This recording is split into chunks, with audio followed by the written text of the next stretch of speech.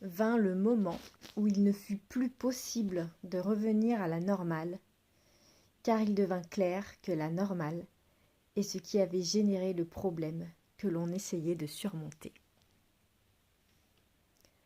Cette phrase a déjà été valable pour un certain nombre de personnes, et elle le sera bientôt pour le monde. La norme de notre société va de plus en plus à l'encontre de la nature humaine et de la nature tout court. Nous arrivons aux limites d'un système qui ne peut que s'autodétruire. Ce n'est pas un hasard si de plus en plus d'enfants paraissent inadaptés. Il est nocif de se conformer à ce qui est mauvais pour la santé, et il arrive un point où ce n'est plus supportable. C'est la société actuelle qui est inadaptée, pas les enfants.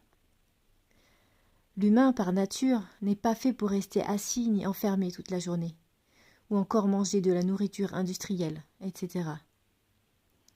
Vous souvenez-vous de ce qui est arrivé aux vaches à qui on a donné une nourriture inappropriée ? Elles sont devenues folles. Et n'avez-vous jamais vu un animal tourner en rond dans un zoo ? Tout est dit. Notre système est un zoo humain fait de cages d'escalier et de prisons dorées. Les week-ends sont une illusion de liberté, telle la promenade du jour d'un husky en appartement. Est-il vraiment judicieux de regarder le monde s'écrouler et de demander à nos enfants de s'y habituer ? Si nous voulons pour eux une véritable bonne santé physique et psychique, il faut y mettre les moyens correspondants et leur offrir un cadre sain tant dans l'environnement que dans l'affectif.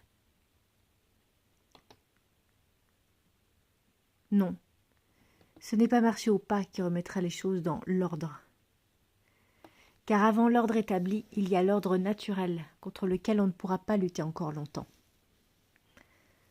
À la base, les humains sont faits pour marcher, découvrir, s'exprimer, inventer, aimer, bouger, imaginer, partager, créer. Et non pas s'asseoir derrière un bureau ou se balader dans un magasin. Alors, écoutons le mal-être des enfants qui ne fait que retranscrire celui du monde, et peu à peu, pas à pas, rapprochons-nous de notre nature et de la nature.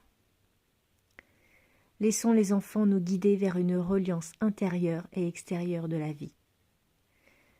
Parce qu'en nous cherchant, il ne faut que chercher une connexion innée à soi, à l'autre, à la nature, dans un système où plus rien ne fait sens.